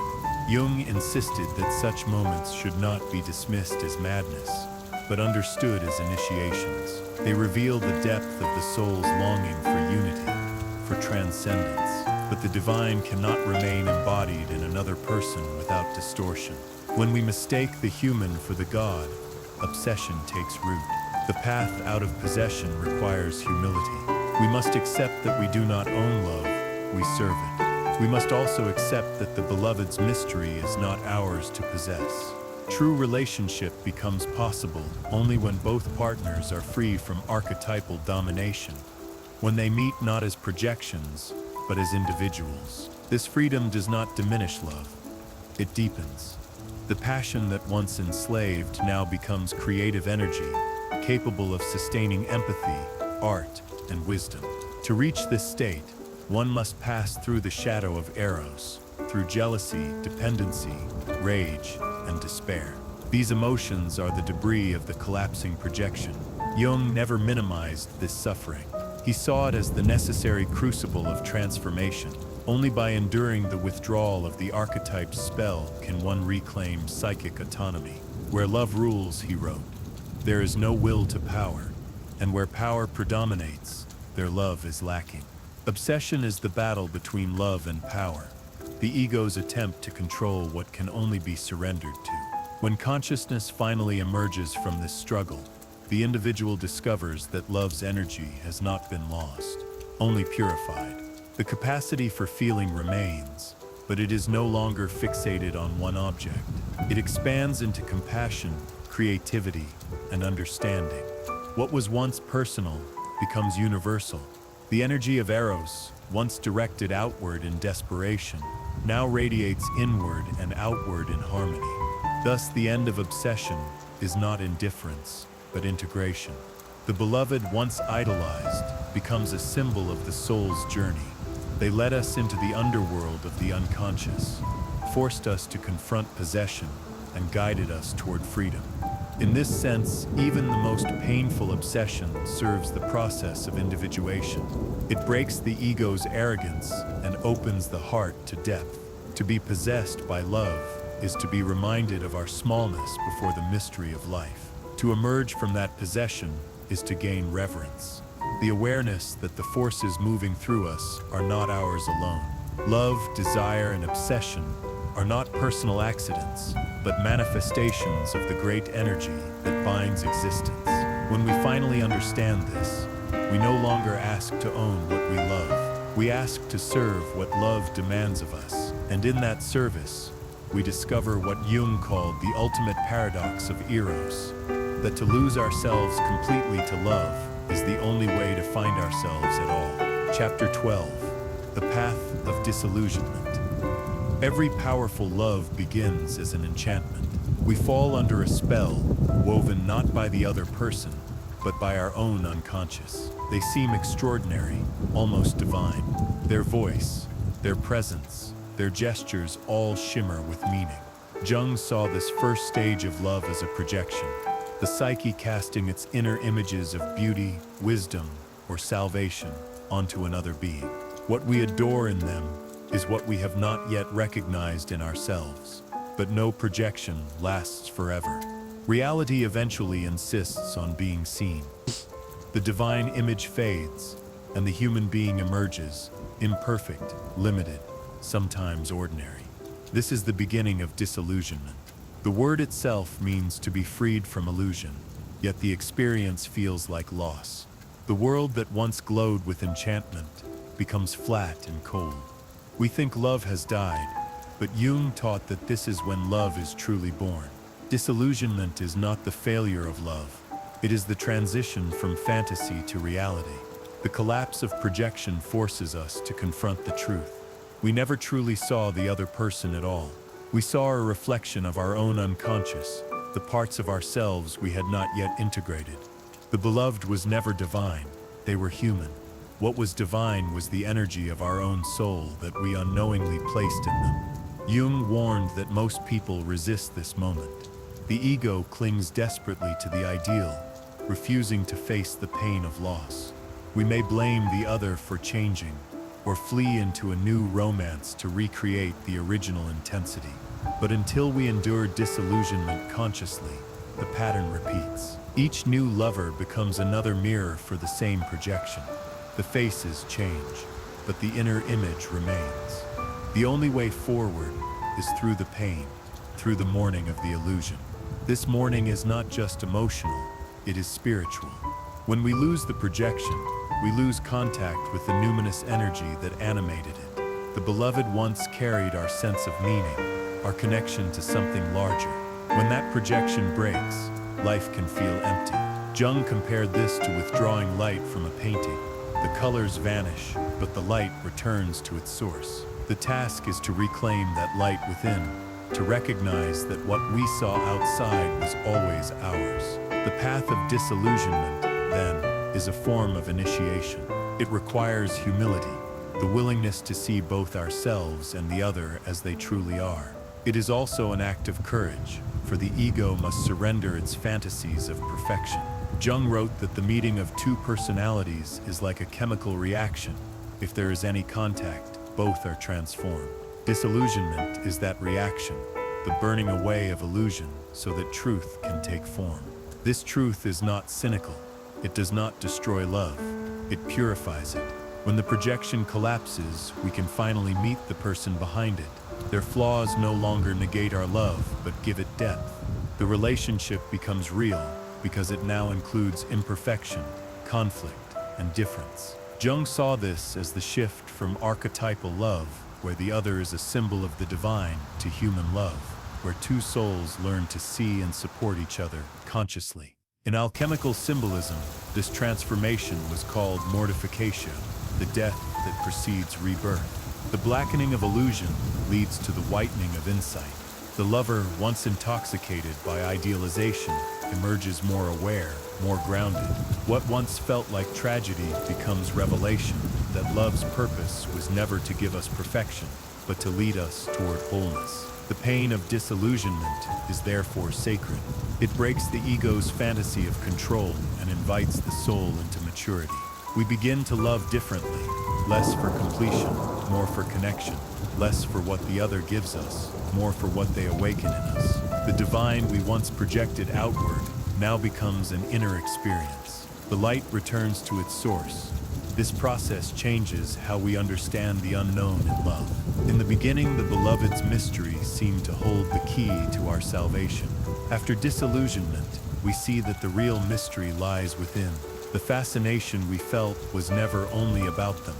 It was about the parts of ourselves that were waiting to be known. Love then becomes a mirror through which consciousness expands. To endure disillusionment consciously is to claim the power of one's own psyche. It is to say, I see what I created, and I take it back. I no longer ask another person to carry my divinity. I no longer confuse beauty with perfection. I accept what is real.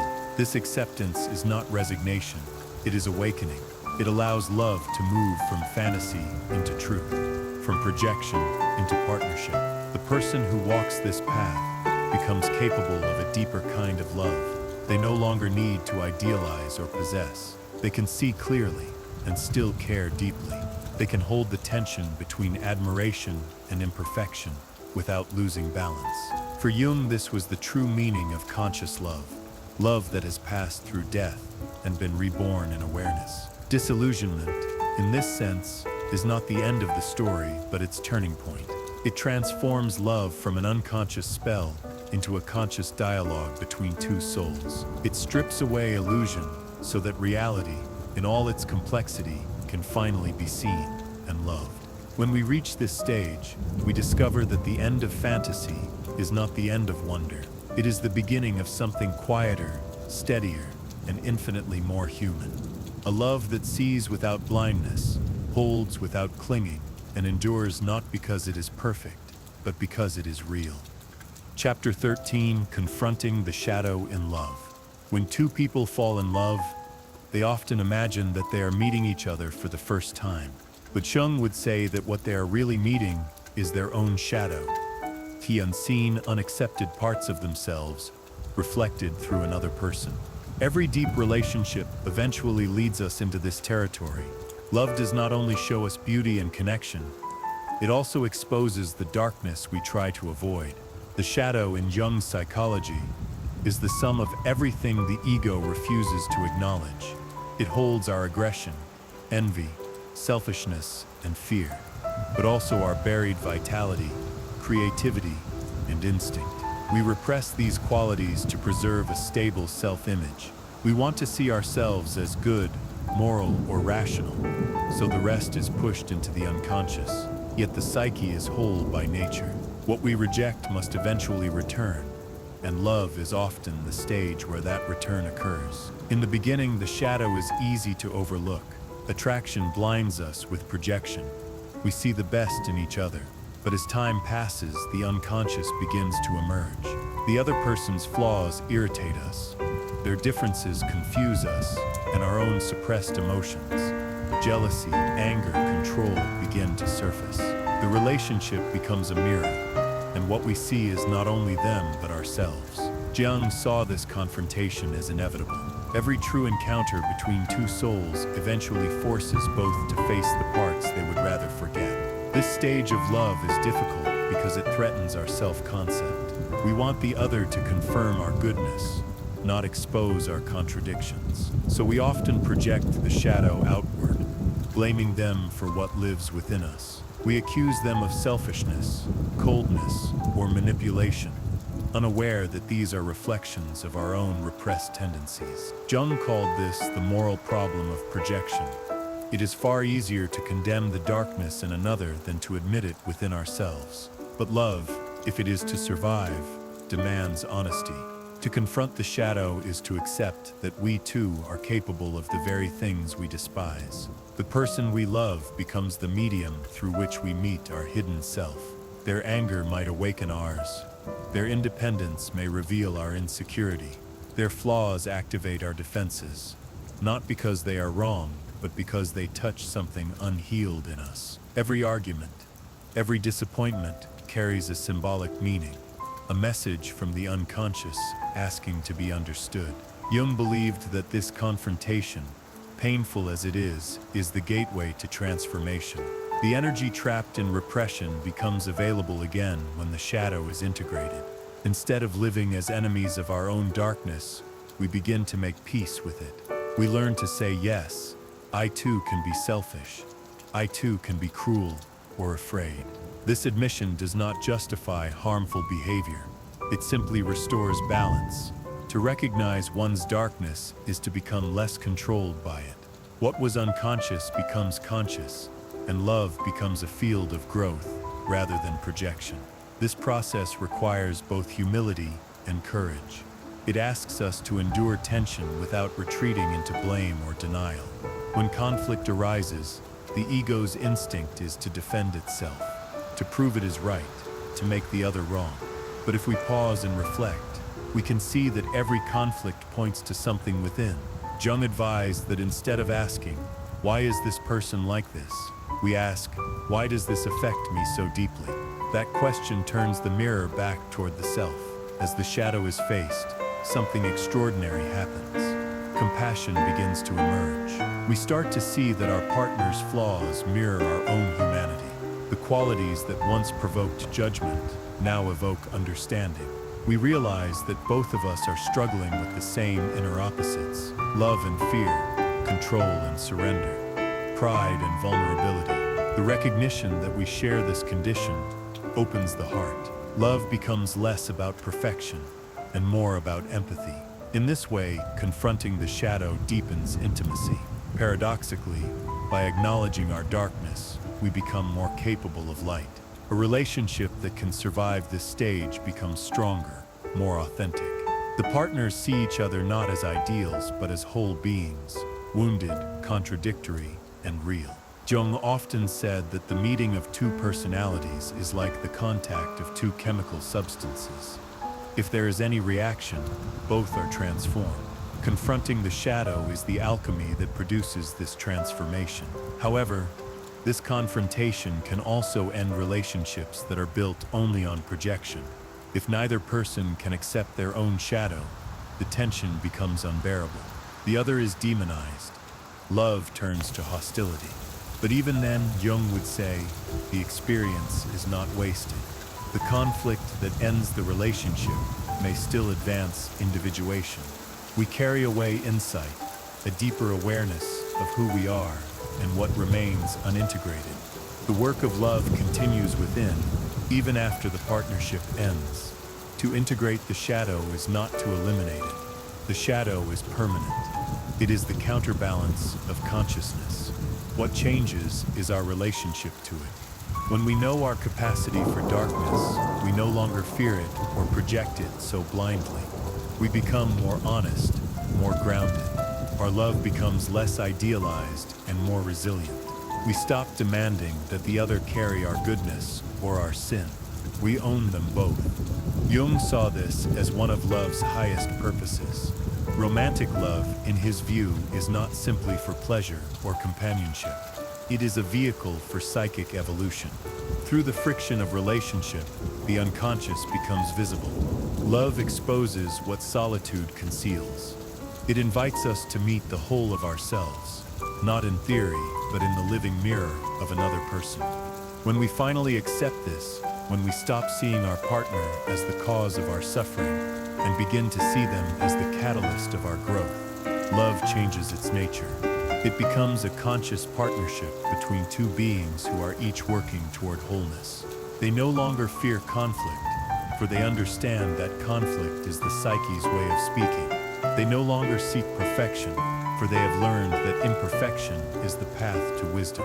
In this light, confronting the shadow is not a tragedy, but a grace. It strips love of illusion and leaves behind something rarer, authenticity. Two people who have faced their shadows can stand together without pretense. They do not complete each other. They recognize each other. Their connection is not based on fantasy, but on shared awareness of the depths of the human soul. And perhaps this is what Jung meant when he said that love demands everything of us. Not only our light, but our darkness too. For only when we dare to face the shadow can love evolve from enchantment into consciousness, from possession into partnership, from projection into truth. Chapter 14, Individuation through Relationship. Jung believed that every meaningful relationship is a psychological experiment, a living field where the unconscious reveals itself. Beneath the daily exchanges, the shared routines, and even the conflicts, something deeper is always happening. The psyche is seeking wholeness, individuation. The process of becoming one's true self does not unfold in isolation. It unfolds through encounter, through the mirror of another consciousness that challenges and completes our own. Love, therefore, is not only an emotion, it is a path of transformation. When we are alone, we can preserve our illusions of who we are. But in relationship, those illusions are tested. The other person reflects our limitations, exposes our projections, awakens forgotten parts of our soul. This friction, painful as it may be, is what refines the personality. It brings the unconscious into contact with consciousness, the essential movement of individuation. At the start of a relationship, projection dominates. We see in the other our ideal self, our beauty, wisdom, and spiritual longing. This projection fuels passion and connection, but it also hides reality. Eventually, as the illusion dissolves, we encounter not only the other's humanity, but our own. Every disappointment, every conflict becomes a summons to grow. Jung wrote that the meeting of two personalities is like the contact of two chemical substances. If there is any reaction, both are transformed. The transformation he meant was not social or romantic, but psychic. The birth of greater awareness through shared confrontation with the unconscious. In this light, individuation through relationship is not about harmony, but about dialogue. It is the ongoing negotiation between self and other, between what we know of ourselves and what the relationship reveals. When two people engage consciously, each becomes the other's mirror. They do not simply confirm each other's ego identities, they challenge them. The energy of attraction becomes the energy of growth. This process often begins with pain. The unconscious uses relationship to expose imbalance. The qualities we suppress in ourselves appear in the other, sometimes in exaggerated form. We are irritated, provoked, or wounded, and through that discomfort, we are invited to look inward. Why does this behavior disturb me? What part of myself is reflected here? Relationship thus becomes the stage on which we meet our shadow, our vulnerability, and our unlived potential. Jung insisted that individuation is not self-improvement, it is integration. To individuate is to unite the opposites within. Love and fear, strength and weakness, logic and emotion. The conscious relationship provides the perfect environment for this integration because it continually activates those opposites. One partner may represent feeling, the other thought. One may live in control, the other in spontaneity. Through their interaction, each learns the qualities they lack. The relationship becomes an alchemical vessel, a crucible in which both personalities are transformed. This alchemy does not happen automatically. It requires awareness. When a couple becomes aware that their conflicts symbolize inner opposites, they can approach them differently. Instead of seeing each argument as proof of incompatibility, they can see it as an opportunity to expand consciousness. Jung called this holding the tension of the opposites. Rather than choosing one side or collapsing into compromise, they sustain the conflict long enough for a new insight, a third perspective, to emerge. This third thing is the self, the totality of the psyche that transcends both individual egos. In this sense, individuation through relationship is a spiritual path. It transforms love from a quest for completion into a practice of awareness. Each partner becomes a gateway to the divine, not because they are perfect, but because they are real. Through them, we experience the mystery of unity and separation, of giving and receiving, of being both self and other. This is why Jung said that love is the greatest and the most dangerous of all experiences. It brings us face to face with our deepest potential for both creation and destruction. Many people, fearing this depth, retreat from relationship when it becomes difficult. They see conflict as failure rather than transformation. But Jung would remind us that the psyche's growth depends on tension. Individuation cannot occur without friction, because consciousness expands only when the old patterns are disrupted. A relationship that remains too peaceful often hides stagnation. One that endures the storms of honest confrontation can become a site of profound evolution. The paradox of individuation is that it makes us both more independent and more capable of connection. As we integrate our inner opposites, we rely less on the other to complete us. We begin to love out of fullness, not deficiency. The relationship shifts from dependency to partnership. Each person stands firmly in their individuality, yet remains open to transformation through the other. This balance, autonomy with empathy, difference with unity, is the hallmark of a mature relationship. In Jungian terms, this is the sacred marriage, the union of opposites, not only within the self, but between selves. The lovers, once bound by projection, now engage as two whole beings. Their intimacy is no longer based on fusion, but on dialogue. They can see each other's light and shadow without fear. They can argue without hatred and love without illusion. They recognize that the purpose of their bond is not to escape loneliness, but to expand consciousness. Jung often drew parallels between this psychological union and alchemy's conjunctio oppositorum, the mystical union of sun and moon, masculine and feminine, matter and spirit. In that union, both elements are transformed into something new, gold. Similarly, in a conscious relationship, both partners undergo transformation. They become more than they were, not merged, but refined. Each reflects back to the other their own depth, their own capacity for love and awareness. Of course, not every relationship survives this process. Some connections serve their purpose and then dissolve. But even when love ends, its transformative value remains. The energy awakened through it continues within the psyche, guiding further individuation. The person who has truly loved and faced themselves through love carries an inner richness that no loss can erase. Individuation through relationship, then, is not about finding a perfect partner. It is about discovering, through partnership, the wholeness that has always been ours. The other is not our missing half, but our mirror, the one who helps us see both our beauty and our darkness. Through them, we learn that love's ultimate aim is not possession or security, but consciousness itself. And when we understand this, love ceases to be a mere emotion. It becomes a spiritual discipline, a daily practice of awareness, compassion, and truth. To love consciously is to participate in life's deepest alchemy, the transformation of two separate selves into mirrors of the same divine totality. That, for Jung, was the promise of Eros at its highest form. Not to lose the self in another, but to find the self through another. Chapter 15. The Death of Illusion. At some point in every profound relationship, the image we have carried of love begins to die. It is not a sudden death, but a quiet unraveling, the gradual fading of the dream that once felt unbreakable. Jung understood this dissolution not as tragedy, but as necessity.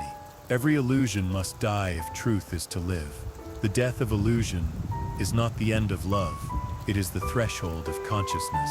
In the beginning, the archetype of the lover reigns. The beloved embodies the soul's perfection, the promise of unity, the image of the divine. This idealization gives birth to passion, creativity, and meaning. But it is, at its core, an illusion, a projection of the unconscious self onto another. The beloved glows because we have unknowingly lit them with our own inner fire, and so, inevitably, that light must return to its source. The ego cannot sustain divine projection forever. The psyche demands balance. When the image begins to crumble, the ego feels betrayed. "You are not who I thought you were," becomes the cry of disillusionment. But Jung would say the truth is subtler. "You are not who my unconscious imagined you to be." The death of illusion is therefore not the loss of the other, but the collapse of fantasy. It is the moment when the archetypal veil lifts, and we are confronted, not with perfection, but with humanity, our own and theirs. This moment can feel like grief. In fact, it is grief, the mourning of what was never real. The energy that once flowed outward, toward the idealized image, must now be withdrawn and reintegrated. The heart aches because it is reclaiming its own soul. Jung described this as the return of psychic energy to the self, a movement that deepens consciousness. To lose the illusion is to gain insight. To see the human where once we saw the divine is to come closer to truth. Yet this truth is not without pain. The ego resists the death of illusion because illusion feels safe. It offers certainty and emotional intoxication. Reality, by contrast, demands humility. It asks us to love without perfection, to accept the limitations of both ourselves and others. Jung saw this acceptance as one of the highest psychological achievements. To love without illusion is to love consciously, to hold the tension between what is ideal and what is real. This death is not a one-time event. It recurs throughout the life of a relationship. Each new stage of intimacy exposes another layer of fantasy, another projection waiting to be withdrawn. The more consciously we meet these deaths, the more the relationship evolves. The more we resist them, the more rigid and lifeless love becomes. A relationship sustained by illusion cannot grow. It merely repeats the same image until it breaks. But one that embraces the death of illusion can transform into companionship, into understanding, into a love that is less fiery but more enduring. Jung often compared this transformation to alchemy. The burning away of illusion is the psychic equivalent of calcination. the fire that purifies matter by consuming what is false. What remains after this burning is essence, the gold of the soul. When the illusions surrounding love are destroyed, what endures is something truer, not idealized beauty, but authentic connection. The other becomes neither angel nor demon, but a fellow traveler, a mirror in which we see both our divinity and our imperfection. The death of illusion also liberates the individual. As long as we project our inner god or goddess onto another, we remain bound to them. We depend on them to mirror our worth, to provide meaning, to sustain joy. But when the projection is withdrawn, we reclaim that energy. We no longer need the other to carry our light. We can bear it ourselves. The self becomes the true source of love. From that place of inner fullness, relationship ceases to be a search for completion and becomes a sharing of wholeness. This does not mean love grows cold. On the contrary, it grows deeper. The passion born of illusion is intense, but unstable. The love that follows its death is quiet, but enduring. It no longer feeds on fantasy, but on recognition, the seeing of another as they are. Jung described this as the transition from eros possessed by archetype to eros redeemed by consciousness. The divine remains, but it is no longer projected outward. It is lived inwardly. The sacred becomes part of daily life, not in grand moments, but in small acts of patience, forgiveness, and understanding. However, few people accept this death willingly. Many flee at the first signs of fading enchantment. They chase new ideals, new flames, repeating the same cycle of projection and collapse. To them, love must always be ecstatic, or it is nothing. Jung would call this the addiction to the archetype, the refusal to move from image to reality. It is a psychological fixation, a longing to remain in the divine illusion rather than face human truth. But to mature in love is to endure this death again and again, until we can live with both divinity and imperfection side by side. The death of illusion is therefore an act of rebirth. As projections dissolve, we begin to see not only the other more clearly, but ourselves. What once appeared as their flaws may reveal our own hidden wounds. What we call disappointment may actually be the psyche's invitation to deeper honesty. We realize that love's purpose was never to keep us enchanted, but to make us conscious, to draw us closer to our own wholeness. In time, this awareness changes everything. We stop seeking the ideal partner and start seeking authentic relationship. We stop fearing imperfection and begin to value transparency. We stop confusing intensity with intimacy. The death of illusion teaches us that love's deepest form is not possession, but participation. Not the fusion of two fantasies, but the meeting of two realities. When this truth is lived, love becomes simpler, quieter, and far more sacred. It loses its drama, but gains depth. It becomes a rhythm rather than a storm, a steady flame rather than a blaze. And from this steadiness, compassion grows, compassion for the other and for ourselves. We understand that illusion must die again and again, not because love fails, but because consciousness deepens. Each death opens a new horizon of truth. Jung would say that this is the moment when love fulfills its purpose. It leads the human being back to the self. Through the pain of disillusionment, we rediscover our own light.